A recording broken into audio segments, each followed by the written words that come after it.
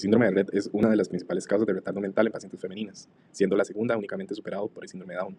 Se encuentra ligado al cromosoma X de manera dominante y fue descrito por primera vez en 1966 por el neurólogo Andreas Rett como una encefalopatía progresiva que genera un retardo mental profundo y se presentaba únicamente en pacientes femeninas.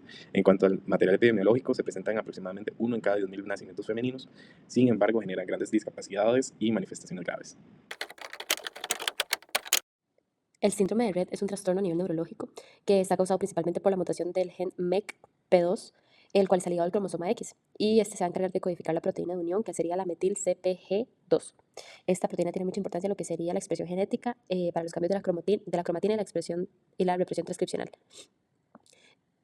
Las mutaciones de este gen en el síndrome de Rett clásico están responsables mayoritariamente para afectar a las niñas.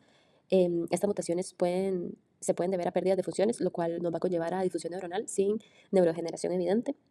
También se ha logrado identificar que no solamente las neuronas son las que están afectadas en la patogénesis del síndrome, sino también las células gliales. Y también es importante recalcar que existen variantes atípicas de este síndrome, como por ejemplo las mutaciones en otros genes como lo son el CDKL5 y el FOXG1, que van a compartir algunos síntomas y características clásicas del síndrome de Rett clásico, pero se van a considerar como otros trastornos diferentes completamente. Este trastorno neurodegenerativo tiende a seguir un curso evolutivo que se puede dividir en diferentes etapas, en 4 etapas específicamente. Y vamos a ver que cada una tiene sus características específicas, ¿verdad? Que van a reflejar lo que es esa progresión de la disfunción neurológica y motora, que justamente esto es el resultado, ¿verdad? De la afectación, digamos, de la neuroplasticidad y la formación de la sinapsis, que básicamente lo que hace es comprometer la capacidad de las neuronas, por decirlo de alguna manera, para comunicarse adecuadamente. Entonces, toda esta pérdida progresiva va a ser lo que nos genera, ¿verdad? Los problemas de las funciones motoras, las cognitivas, ¿verdad? Que es justamente lo que se irá manifestando clínicamente a lo largo de las distintas etapas, pero que es muy importante tomar en cuenta que tanto la edad de inicio como la evolución pueden variar entre pacientes. Entonces, no siempre podemos ver los mismos síntomas o manifestaciones clínicas en las mismas etapas en cada paciente, ni necesariamente va a ser el mismo curso evolutivo en cada uno. Esta primera etapa, que también se conoce como inicio temprano, comienza por lo general entre los 6 y 18 meses de edad.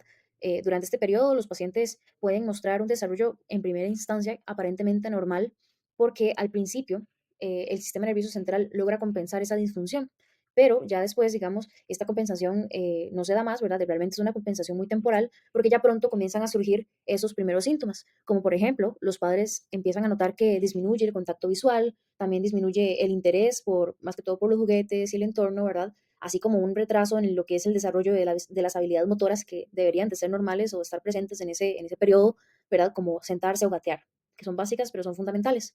En esta fase también se puede observar una desaceleración como en el crecimiento de la cabeza y los movimientos repetitivos de las manos, que luego vamos a ver que es muy característico de esta enfermedad, ¿verdad? Como frotarlas o aplaudir, que es justamente eso, es, digamos, lo que marca el inicio del deterioro neurológico. La segunda etapa, también denominada regresión o fase destructiva rápida, suele iniciarse entre el primer y cuarto año de vida.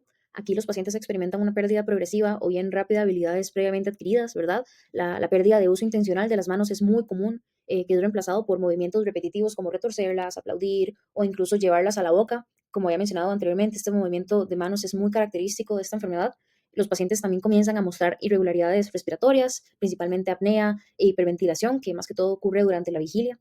Además, también la marcha se vuelve inestable y aparecen conductas que tienden a ser similares a los que se pueden presentar en el trastorno del espectro autista, como menos interacción social y problemas de comunicación.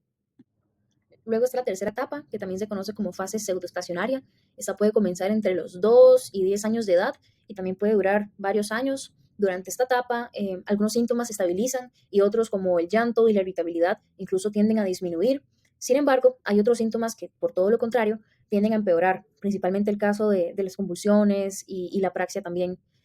Aunque hay una ligera mejoría en habilidades de comunicación y atención, ¿verdad? Van a persistir las dificultades motoras y cognitivas. Y como mencionaba antes, y eso nos da a entender un poco el por qué se le llama pseudoestacionaria, esta fase representa una etapa de aparente estabilidad, ¿ok? Porque vemos que hay mejoría en ciertas habilidades, pero las secuelas siguen siendo muy significativas, como la discapacidad intelectual y la pérdida de la capacidad de comunicarse específicamente de manera verbal, ¿verdad? Ellos pueden mejorar su habilidad de comunicación, pero de manera verbal específicamente no.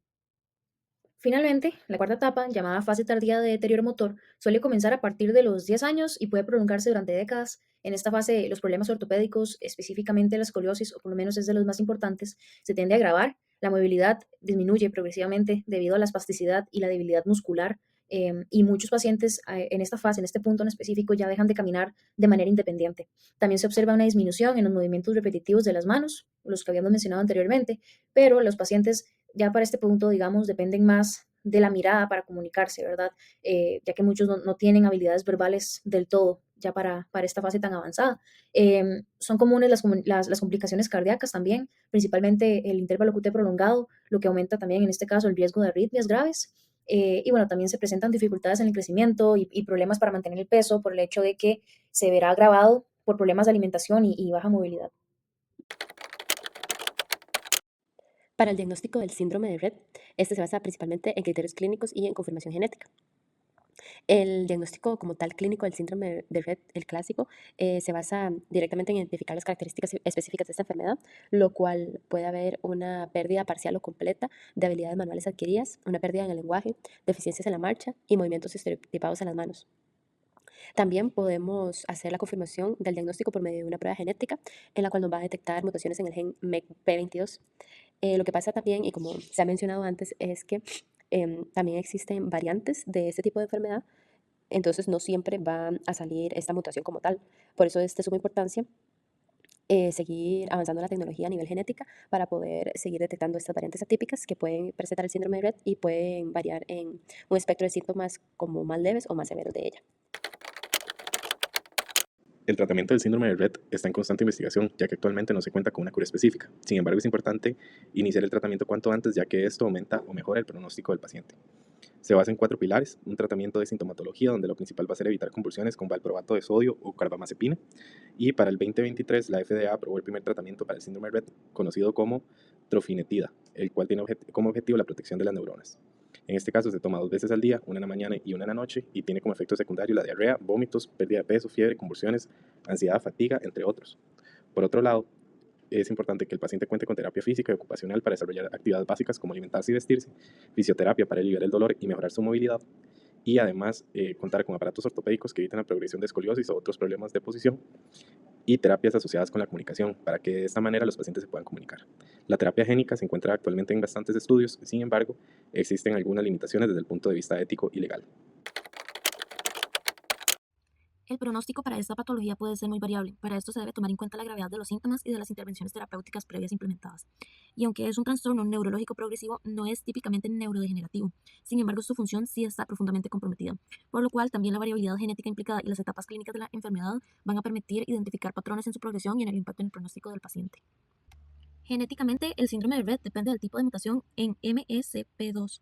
Las más severas causan síntomas graves, mientras que las menos disruptivas permiten cierta funcionalidad motora y cognitiva. También tenemos el mosaicismo por la inactivación del cromosoma X, que también influye con síntomas más leves si el cromosoma mutado está mayormente inactivo. También tenemos mutaciones en otros genes como el CDKL5, que se asocia a convulsiones tempranas, y el FOXG1, que se asocia a microcefalia congénita, que pueden ser variantes atípicas. La mayoría de las mutaciones son de novo, pero la asesoría genética en este caso es clave por posibles casos de mosaicismo germinal. El pronóstico de vida también se ve estrechamente relacionado con la clínica, con las etapas principales de la enfermedad, reflejando la progresión de los síntomas y las complicaciones asociadas.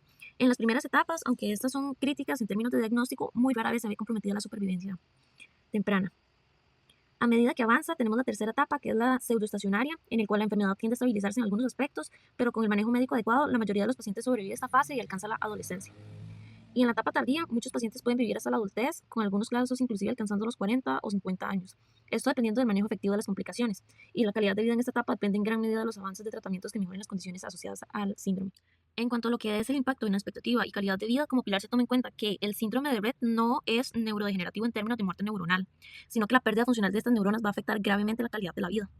Y los pacientes con acceso a tratamientos multidisciplinarios adecuados pueden alcanzar la adultez, aunque con complicaciones significativas tales como convulsiones refractarias, escoliosis, limitaciones motoras, dificultades respiratorias y cardíacas, como arritmias, y dificultades de alimentación y malnutrición. Y se puede decir que la expectativa de vida depende de la gravedad del cuadro clínico y del manejo médico de las complicaciones. Algunos pacientes inclusive llegan a sobrevivir a los 40 o 50 años en un 70 o un 80%, específicamente en aquellos que llegan a tener un enfoque terapéutico integral.